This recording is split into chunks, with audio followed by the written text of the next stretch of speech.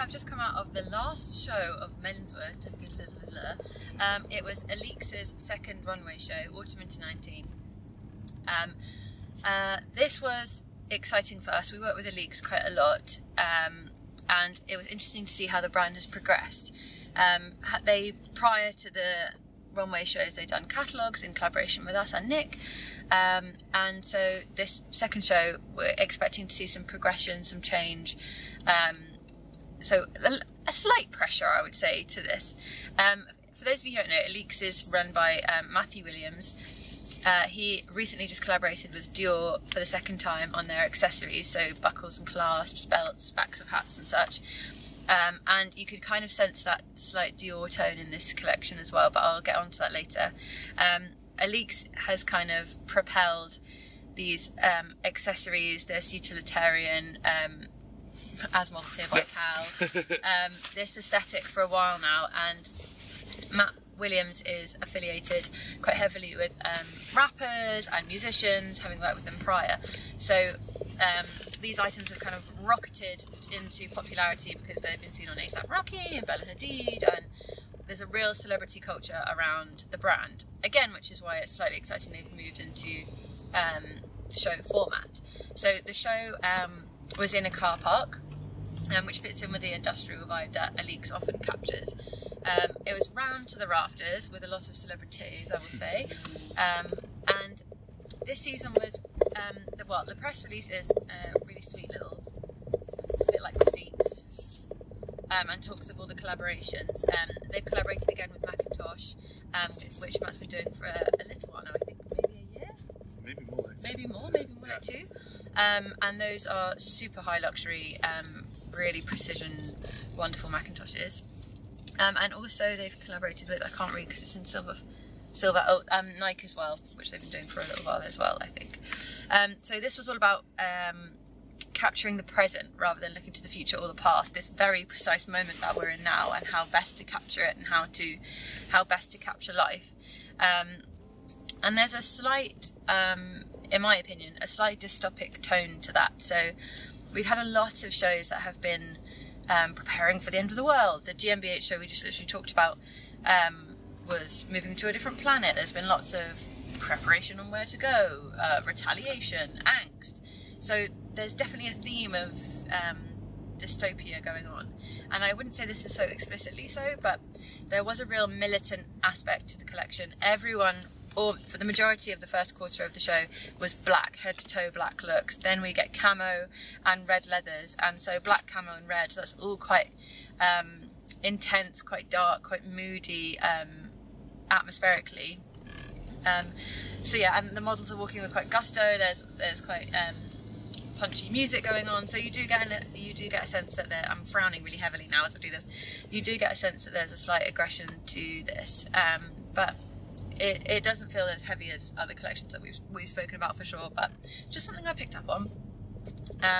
Lots of staples that we're used to and love from ALYX. So the items that do particularly well from the brand are often the accessories, the footwear, and these were really, really elevated this season. So as I said, Matt was working with Kim Jones for Dior, and you can really tell in the accessories. The bags are sharper, much more structured, slightly more catered to women as well. So they're much more boxy. They look as if they'd be in the like luxury bag hall of Selfridges. Very, very prim and proper with ALYX on them. But they all have the roller coaster buckle. If you don't know what that is, I'll show you because I've got my bag here. Looks like that. And this is the ALYX signature, which everyone went nuts for at the beginning, and that was back on luxury bags, back on in chain form in hair with a little roller coaster clip at the nape of the neck, which was really smart, really a step up from last season, and a really nice progression into the accessories. Often what happens with ALYX is it's the same bag but with a twist, or the same bag with a different element or a different version of that buckle. But these were completely new bags, completely new structures, lots of big kind of satchel-y bags, sausagey shapes, as if you're kind of cross-terrain or travelling for a long distance. And the footwear as well, really impressive progression. Some of the shoes had removable soles, so you could have a slightly thicker base to the shoe and what looked like almost like a low Doc Marten, but that's not really doing it justice. But you can remove the sole on some of them. Some of them were ALYX Owens and kind of thigh-high, skinny, all-in-one sock boots, and some of the introduction of women's, the reintroduction of women's heels, silver pointed shoes with a clear sole and a low mule back, and again some really nice patent black boots. So the footwear and accessories were absolutely brilliant in this collection. Other notable winners were puffer jackets that were, rather than being bulbed and divided by the stitching, they were smooth almost. They reminded me almost like petal-like, which is probably the most romantic part of the collection. These smooth, slightly minty puffer jackets, which felt kind of calming against the leathers, and there was lots of leather trousers, leather jackets. The leather jackets were really lovely as well, really precision finish, really sharp, but they also added to this kind of toughness of the collection. But there was lots of materials that added softness, so the smooth puffers. There was a puffer that I can't tell if it was velveteeny, but it had such a sheen to it as the model walked, and you saw that again in trousers as well, but I'm not sure what that material was, but it was really arresting, and that was really strong. So from me, I think a step in the right direction. Matt was saying backstage that this is the first collection for the runway he actually designed for the runway. The first runway show, he didn't realise it was going to be on the runway, so slightly less with the runway in mind, and you could tell that this had the runway in mind. Kaya Gerber opened, and I think that's a signifier of where the brand's trying to go, and the slightly more it will always be streetwear and sportswear aligned, but there were elements that were trying to pull it towards a slightly more high end, I think. Cal, what did you think? I think Kaya was a really great example and a really great way to set the mood. I think she's the perfect ALYX girl. From my knowledge of working with Matt on ALYX when it first started, it's kind of, when I saw her in it, it was really perfect. For all it all was a beautiful show, and they say in the press release that it was right now for the present.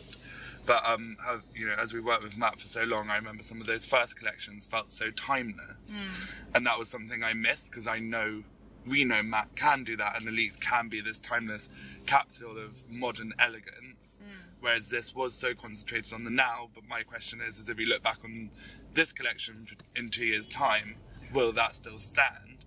Other collections have been yes. I feel like this is possibly no in some of the not cheaper fabrics, but some of the more usual fabrics. But leathers, as you say, that really dominated the collection, really did feel quite timeless, almost kind of Celine under Phoebe level. Also, same with the sheeny fabrics that we were speaking about that we don't know what they were. Mirage-like, they were magical. They felt really kind of, you hear all these phrases, but, day to night and all of these things that really just anyone could wear any time. People in the industry use all these words, but actually it just means appropriate for everything and for anyone. Yeah. And I think that is where the collection is strongest. Whereas actually when you start looking at these seasonal iterations, obviously they're completely needed for a brand to survive. Yeah. But actually that felt less exciting as a kind of proposition.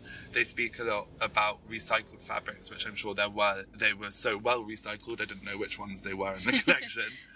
But actually, obviously, recycling fabrics is great, but actually making pieces that, not in terms of fabrication, because the fabrication is very high quality at ALYX, but making pieces that do not go out of style is another form of environmental care. Whereas creating very seasonal things can sometimes just mean that they are thrown away or traded on Grailed for the next. ALYX is a very Grailed friendly brand. For anyone looking to invest. Yeah, I must say I do agree with what you're saying. I do think there are some really timeless pieces in there, which we were talking about, the leathers. Yeah, I'll try and get the video of Kaya walking and opening in the leather look. Oh, that's a good idea. Yeah, it's really strong, and I think you got it. Here she is opening, looking, that's never going to go out of style. With that black, simple skirt and a jacket that can be worn to a club, but also to an office, and, to wherever anyone wants to go. It's also not particularly, looking at the people there, and the way that people are thinking about gender, it's also not particularly gendered. No. I felt that a lot throughout the collection, that obviously there were items on men and women, but most of the collection seemed that it could be worn by either in terms of fit. Yeah, that's very true, actually. quite nice. Yeah, and that's not usually the case with ALYX, particularly the women's wear, but you really felt that this season. That's really true, I hadn't thought about that.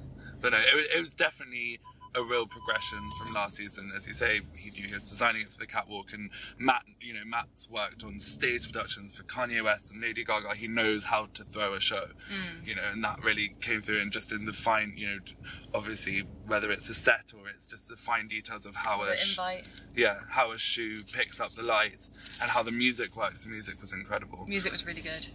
So yeah, lots of, so exciting for really a young brand that has had to pair up very quickly to the big dog. When Virgil was showing his first collection at Vuitton last season, Matt was also showing his first thing, and they were being put in the same sentences, but actually the support that Virgil had at Vuitton is so much larger than the very small team working in Italy in Ferrara, but they had to stand up to that, and I think they're doing that very, very well. Yeah, that's very impressive that they've gone from being known for amazing accessories and bags now to being known as this powerhouse brand. So congratulations, ALYX and Matt Williams. We're signing off. That's Menswear over. We'll be back Until June. Until June. We'll be back for couture tomorrow. So bye. Night.